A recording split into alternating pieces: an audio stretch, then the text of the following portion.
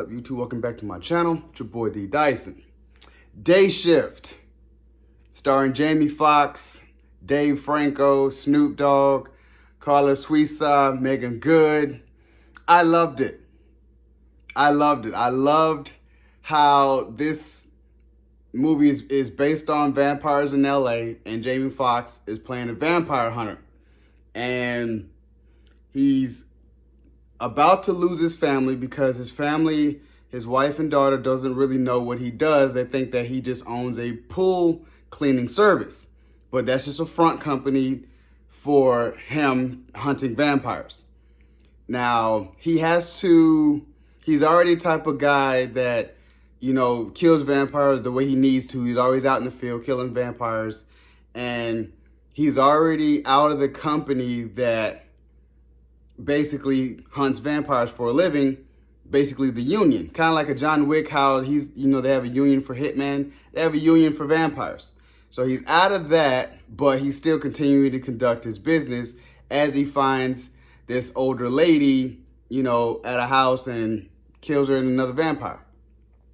Turns out that this older lady is a daughter of, I want to say, an elder vampire. They didn't really specify if she was or not, but Carla Suissa, and anything she asks is always going to be Laurel from How to Get Away with Murder. Like, when I saw her, I was like, hey, that's Laurel.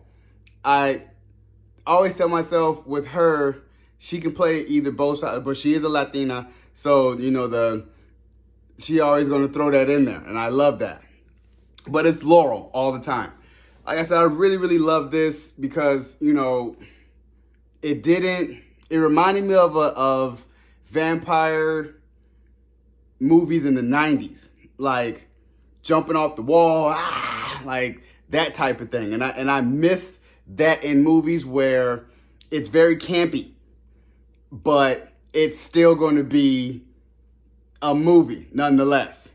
And it's definitely action-packed with Jamie Foxx. Jamie Foxx is always going to throw his heart and his soul into the movie to make sure it's good. You're going to get a good performance from Jamie Foxx no matter what. And I loved it because DaveFranco provided that comedy, and DaveFranco is going to be DaveFranco, and I really, really love that. The interesting aspect of this, and spoiler, that when he turns into a vampire, I was like, wow, whoa, I didn't know he was going to die like that, but he still survives and just becomes a vampire. And I was like, wow, that's dope. Even with Snoop Dogg, I love Snoop Dogg in this movie. I love Snoop Dogg when he acts because he could really act. Because with Snoop Dogg, when you get Snoop Dogg in the movie, Snoop Dogg is going to play himself. I kid you not. And this was no different, and I loved it because I miss seeing Snoop on the big screen acting. And Snoop is going to be himself. Like when he got kind of bit by a vampire, he put the blue rag on and just was like, West Side. And even at the end, he was like, you see him like, you can tell you smoking weed. And I'm like, Snoop Dogg is going to be Snoop no matter what. And this was no different. I loved it. On top of that, the soundtrack for this, the soundtrack for Day Shift was bomb. And it's because you get Snoop Dogg. If people don't know that Snoop Dogg is the CEO and owner of Death Row Records, meaning he owns the masters to Death Row. So if you're going to get Snoop Dogg in the movie, you're also going to get a bomb soundtrack from Death Row. And it's basically that 2-for-1 package. And Snoop is like, you're going to have to pay me and my artists for me to be on the screen. Business, boy. And I love that. I love that because, like I said, it just starts out with the California Love, the remix. How many times have you ever heard a remix to California Love in a movie? Snoop, man. Snoop. And like I said, I really like this, and just how you can build upon it because, like I said, Snoop got bit by a vampire at the end and did like a UV. I thought it was a bomb, but it was like a UV radiation ray, like a flashbang of UV light.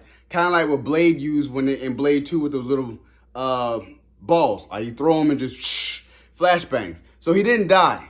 And I kept telling myself, he kept mentioning El Jefe. And I was really thinking to myself, I'm like, watch Snoop become a vampire at the end. And kind of reveal himself as being El Jefe. Like, he's a vampire hunter, knocking off breeds of vampires so he can just be the dominant one. That was like, that's a good plot. Not necessarily, but you don't really know at the end when Snoop comes out of the drain and it was like, I love LA type of thing. So I was telling myself, yeah, because things about this, even the special parts in this, or the special actions when they go into that hive house and those two brothers was with Jamie Foxx and Dave Franco. And that was a real cool highlight. But the thing about this was they left a lot of open-ended stuff. When, Dave Franco was breaking down the different breeds of vampires. Like, this doesn't make any sense. How is these vampires in here all at once? That's a southerner, that's a east, that's a south one, they don't really do that. So I was kind of like, and at the end, they didn't ever touch upon that. Like, what are these different breeds in LA doing, hiding, like huddling up? So I kept telling myself, that is a huge plot hole for a sequel. Because even as Laurel, or Carla Suissa's character, as being the realtor she is, she's like one of the top vampires, and she's like, I'm trying to, build these houses so these vampires can have a hive and nest on the rest of the community. And at the end, as she's being like the big baddie, she doesn't really do much. Like, Jamie Foxx kills her within like 5 minutes. She throws him a little bit. She throws the wife, and she runs towards him. And even when in the beginning of the movie, where he's battling the old lady had a lot more to damage to be on Jamie Foxx than the actual boss, which is weird. And turns out that the old lady is Carla Suissa's daughter. Founder turned her at a very late age and was like, well, I just want you to be my daughter forever. So that's why I was kind of like, and even with the metal thing in the beginning of the movie, when, she was like, where's Michael? You see Michael bust out and he just, gets his head cut off. He like works every time. I knew when he said that, I was like, that's going to be referenced later on in this movie, probably to kill the big baddie. And I was like, boom. I was right. But like I said, this movie is very campy, where it's vampires in LA. So how realistic can you be? Not really. Even with the chase scene with his daughter in the car, and she was like, well, babe, I'm about to swerve a little bit. Just play your racing game. And she's 10 years old, acting like she's just playing the game, and the car is like this. And I'm like, how do you not know as 10 years old that it's going really bananas, really crazy chase scene in the middle of San Fernando Valley, LA type of thing, and no cops. Your daughter is like, light, car. And I'm like, yeah, you would have been freaking out. Daughter would have been bruised. You in an old school truck, man. Your daughter would have been swinging so hard in there because the seatbelts was not as stringent as it is today to hold somebody in place. Plus, you're in a pickup truck, and in a one cab pickup truck, she would have been flinging all over the place. But that's what let me know. I'm like, yeah, right. Don't take it too serious.